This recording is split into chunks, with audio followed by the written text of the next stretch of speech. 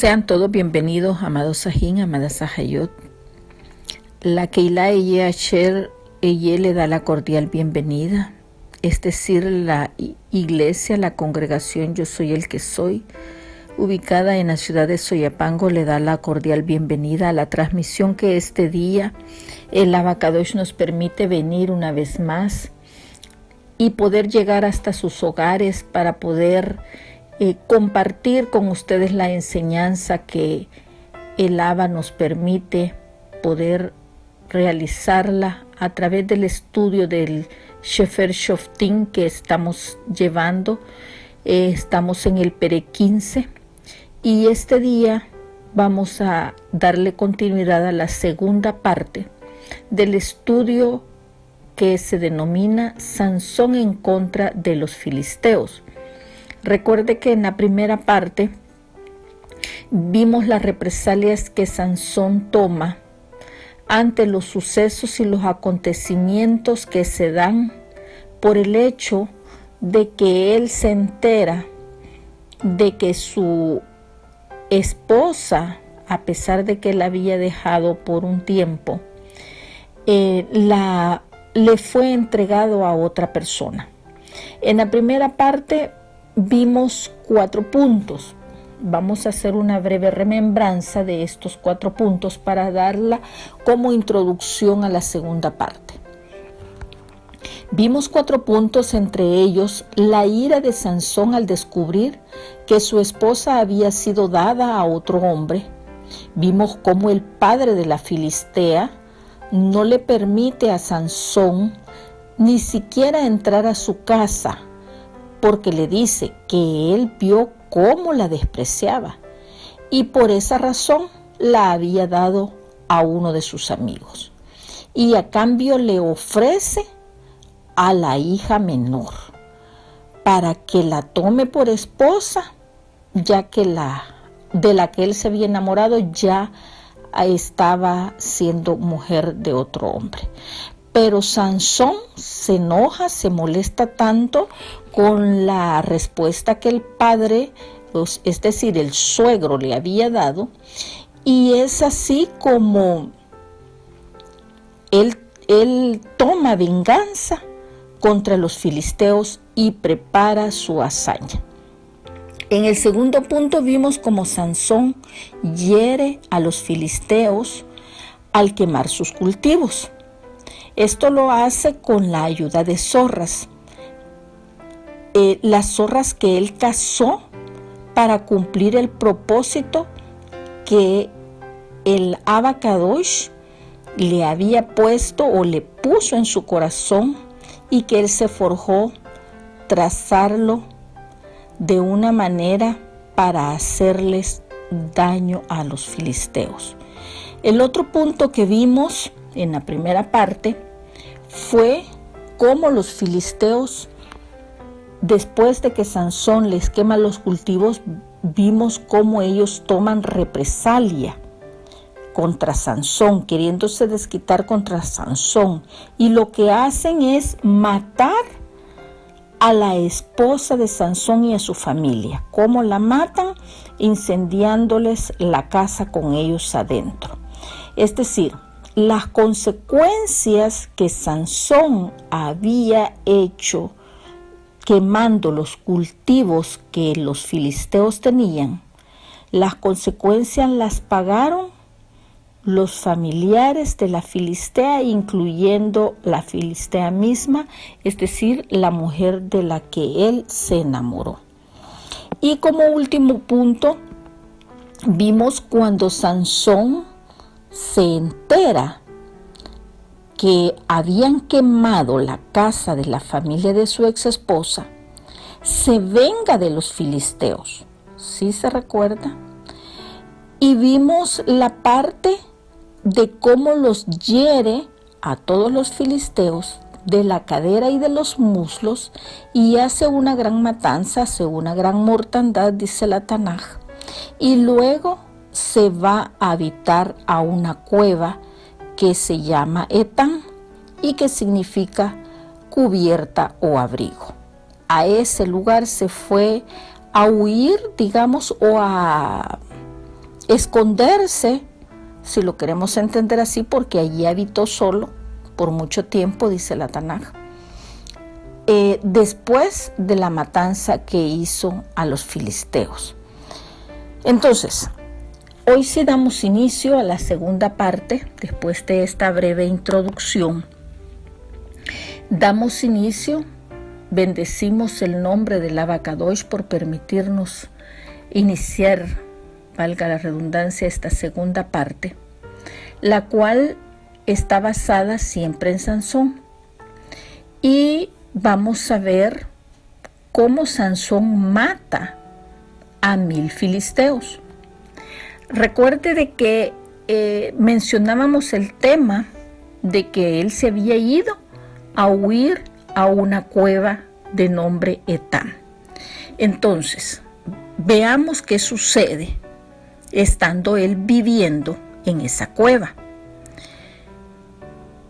Llegan los filisteos a la ciudad de Judá y empiezan a oprimir a la tribu de Judá con el propósito de que estos Bene Israel entreguen a Sansón en manos de los filisteos. Pero iniciemos la lectura entonces en el Pasuk 9. Recuerde, estamos en el Perek 15 y le vamos a dar continuidad a la segunda parte a partir del Pasuk 9. Y dice la lectura así: Entonces los filisteos subieron y acamparon en Judá y se extendieron por Lei. Lei es el nombre de la ciudad donde se alojaron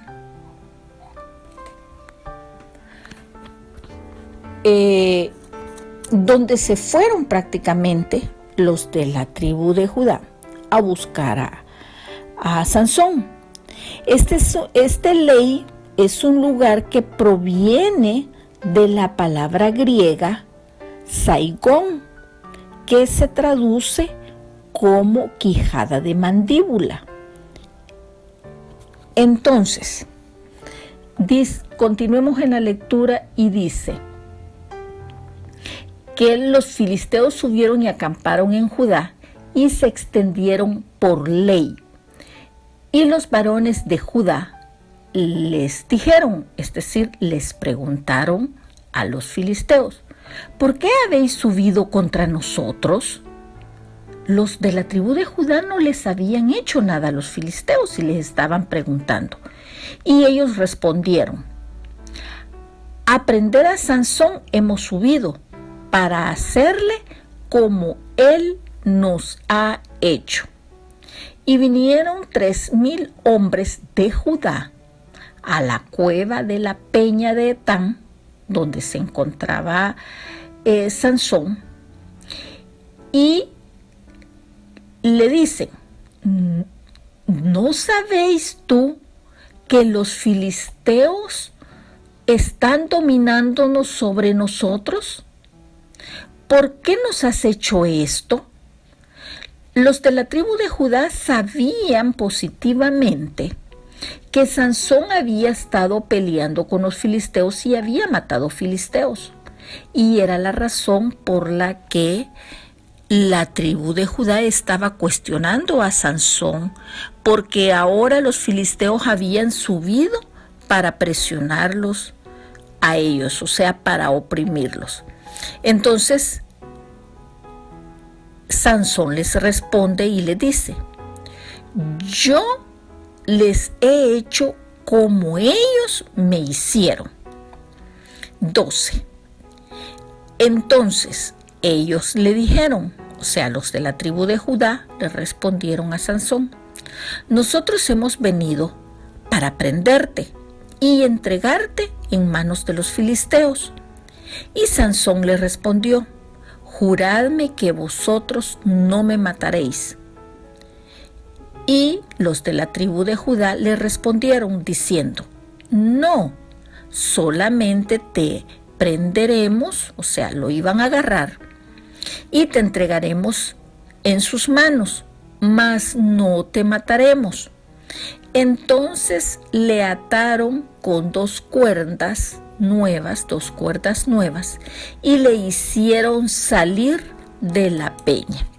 Es decir, prácticamente Judá, la tribu de Judá, estaba traicionando a aquel que estaba siendo el libertador de ellos.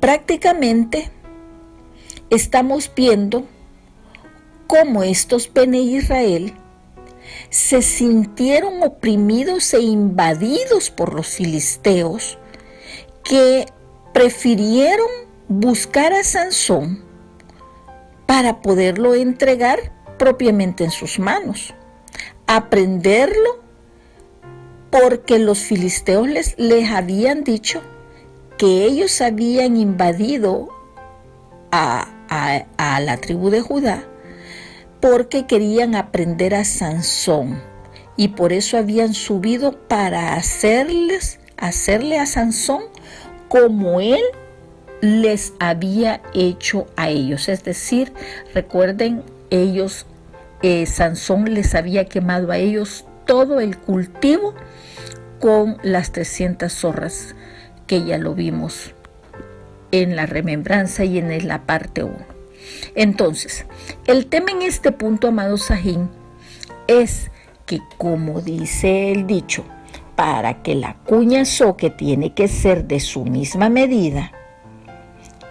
Podemos ver cómo el hecho en esta situación es que los soldados de la tribu de Judá vinieron ante Sansón para poderlo entregar directamente ellos a los filisteos.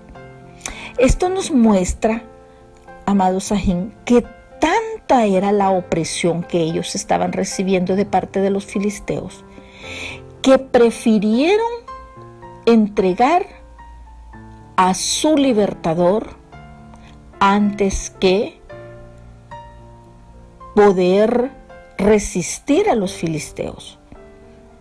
Es decir, ellos prefirieron agradar a sus opresores que agradar el apoyo que habían venido recibiendo de su libertador, que era Sansón.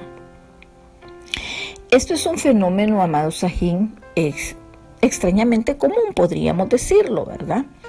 Pero a menudo, cuando alguien resiste la maldad, las personas que están más enojadas a aquel hecho que se mantuvo firme en contra de la maldad, que lo hace estar enojado, es hacia él mismo. Pero en este caso, entonces vemos cómo la tribu de Judá fue a buscar a Sansón a la cueva de Etán. Y le dijeron, ellos no le mintieron a Sansón, ellos fueron transparentes y le dijeron: ¿no sabes tú que los filisteos dominan sobre nosotros? Y Sansón no quería escuchar esto o reconocer lo que ellos estaban transmitiéndole. Pero en cuanto a lo que a él le importaba, era que los filisteos no deberían de gobernar sobre el pueblo de Elohim, o sea, sobre los Bene Israel. Pero ellos no quisieron entender la posición de Sansón y mucho menos quisieron convenir con él, o sea, estar de acuerdo con él, que él fuera su libertador. Y en otras palabras, podríamos decir que los de la tribu de Judá no tuvieron el valor suficiente, ni mucho menos la fe suficiente para declarar a Sansón como su libertador, con la suficiente confianza de saber que él podía acabar con los filisteos. Entonces llegaron a una negociación con Sansón y convinieron que lo iban a entregar ante los filisteos. Entonces Sansón se dejó atar con cuerdas nuevas que ellos llevaban y lo hicieron salir de la peña. Al parecer, amado Sajín, Sansón se sometió a ellos, asumiendo que esto era cierto, pues. Pero esto no mostró gran fe por parte de Sansón, pues consideró que como parte de la tribu o del mismo pueblo al que pertenecía, no consideraba que fuera como una traición para él.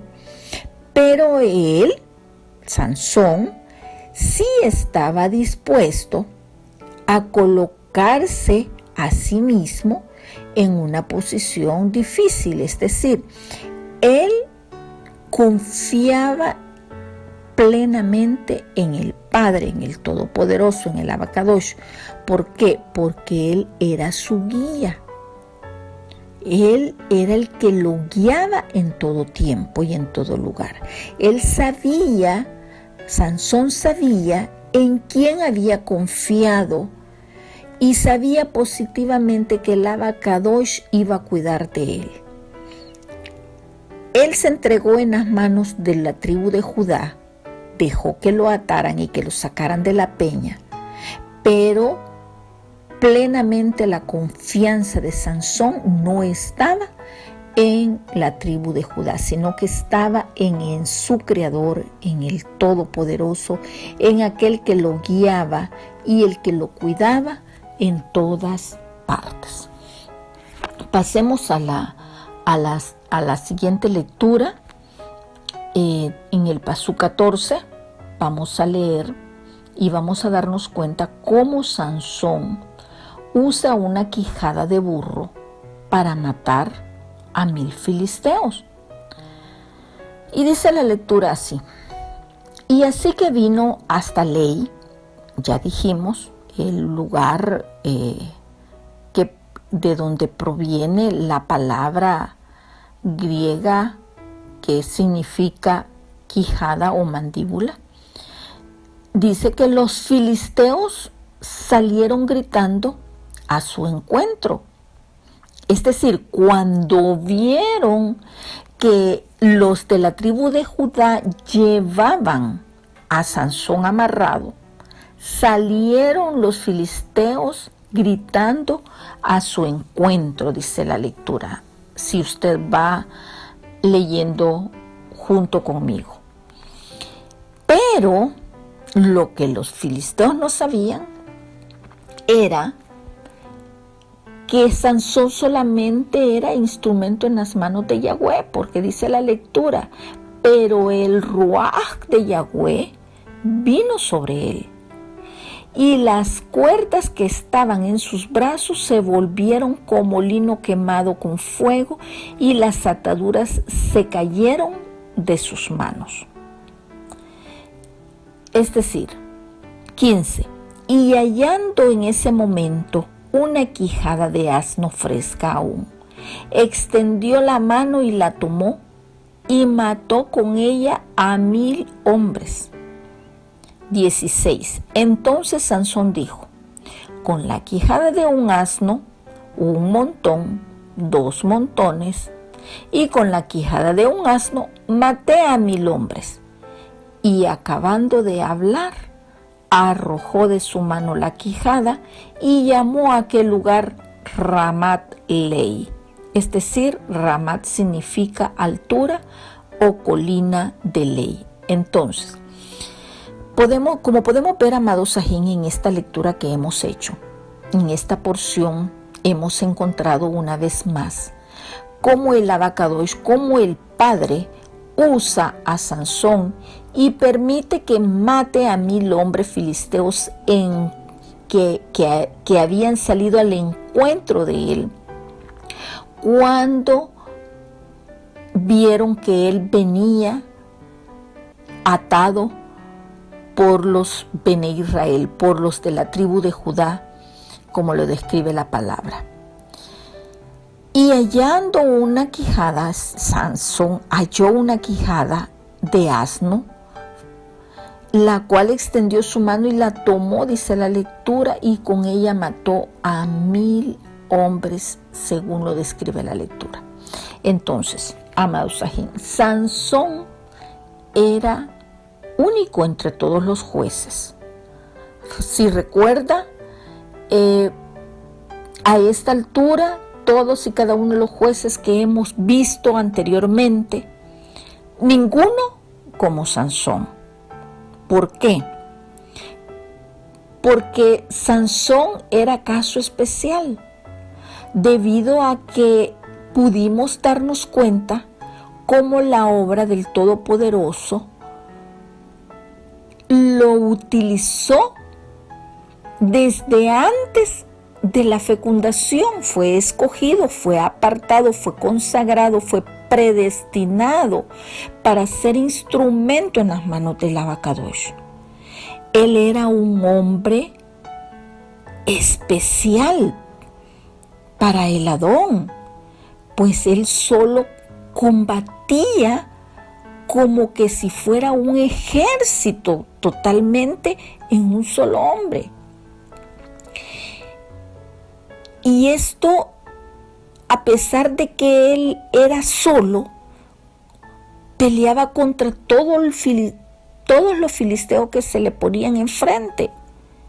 Mas, sin embargo, otros jueces de Israel que habían dirigido anteriormente peleaban con ejércitos en contra de sus enemigos, pero nunca ningún juez se puede comparar como Sansón peleó solo. Entonces, amados sajín,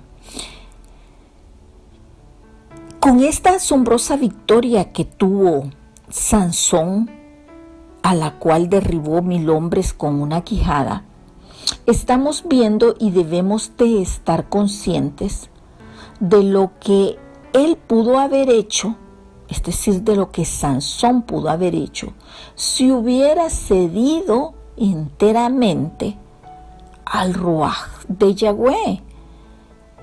Recuerde que cuando el Ruaj de Yahweh venía sobre él, poderosamente sobre él, en ese lugar, en vez, era una fuerza increíble la que se desbordaba de él en el lugar donde él se estuviera combatiendo. Y él pudo haber llegado a ser un gobernador grandemente si se hubiera dejado guiar completamente por el Ruaj de Yahweh,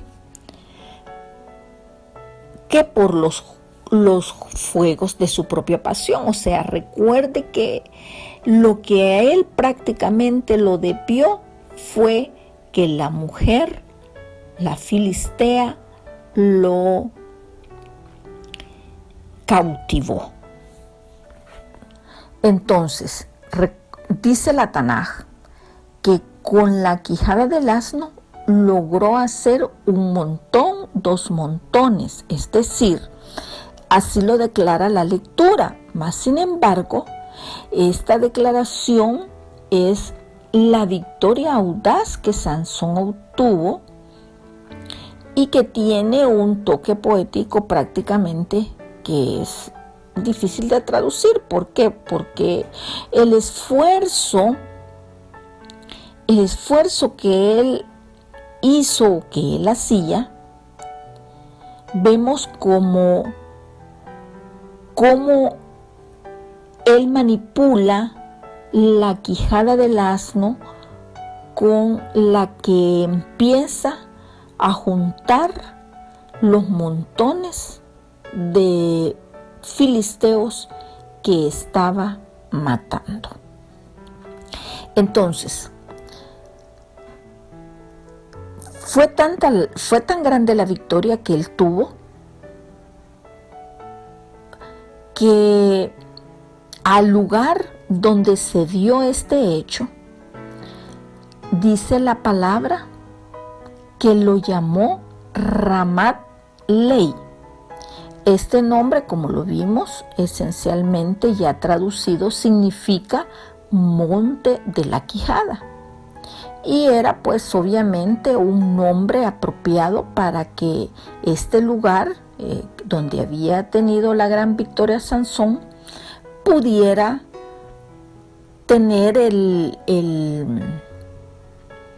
nombre del instrumento que él utilizó para combatir a estos filisteos. Pero avancemos un poquito más para ir concluyendo ya en la enseñanza del Perec 15 que estamos estudiando, y vamos a entrar al Pasuk 18 ya para ir concluyendo. En esta parte vamos a ver cómo el Todopoderoso provee a Sansón un gran milagro.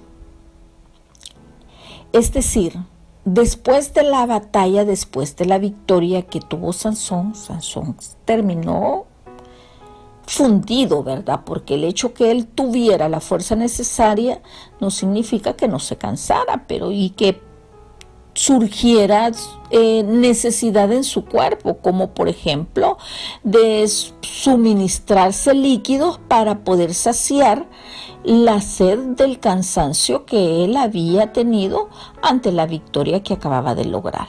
Entonces veamos cómo Yahweh, como el Padre, le provee a Sansón milagrosamente ese líquido esencial para que él sacie su sed.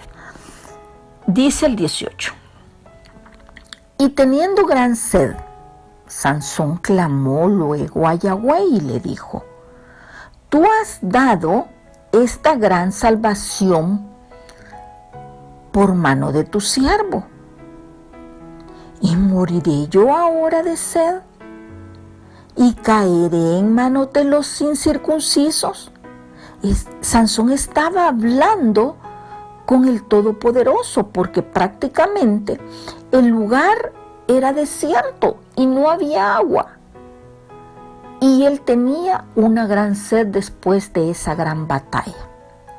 Entonces Sansón necesitaba calmar esta sed. Y le estaba haciendo el recordatorio de su propia debilidad al Padre, de lo que él necesitaba justo en este momento, después de haber terminado con los filisteos y de esta gran victoria que él acababa de tener. Él necesitaba recordar que no todo él podía lograrlo solo, sino que dependía del Creador, para que el Creador en esta oportunidad saciara su sed, porque él era un simple mortal. Entonces, amados Sajín, es muy común para el pueblo de Elohim, cuando estos tuvieron una gran liberación, al tener un poco de problema que es demasiado para ellos prácticamente, porque Sansón mató a 1000 filisteos y se los amontonó, y luego él estaba muriendo sediento por un poco de agua. Sobre la gran sed que Sansón tenía, fue parcialmente valorada por el Todopoderoso, porque la experiencia de ver su propia impotencia, él debía de ser forzado a atribuir la victoria al Creador, no atribuirse él la victoria. O sea, no porque él era sumamente fortísimo, o sea, que él tenía la suficiente capacidad para haber vencido a los 1000 filisteos, no por eso él se iba a atribuir la gloria, no. Él estaba demostrando que la gloria era del Padre, que él dependía del Padre. No todo podía depender de él. Él estaba reconociendo quién era él, que él era, como decíamos, un simple mortal. Y no atribuirse a sí mismo la gloria. Pero continuemos en el 19 para ir avanzando. Entonces dice la lectura que abrió Yahweh la cuenca que hay en Ley y salió de allí agua y él bebió y recobró su roaj, recobró su espíritu y se reanimó. Por esto llamó con el nombre de aquel lugar Enacore. Enacore significa manantial del que clama, el cual está en Ley hasta hoy. Entonces, amados Sahim, podemos ver de esta lectura cómo el Padre admira la sinceridad de Sansón, admira la humildad, si lo queremos entender así, de poder reconocer de que él es una persona necesitada y que él en este momento necesitaba reanimarse bebiendo agua, y era algo que no dependía de él, sino que reconocer que era el Todopoderoso de quien él tenía que depender para que su necesidad fuera saciada.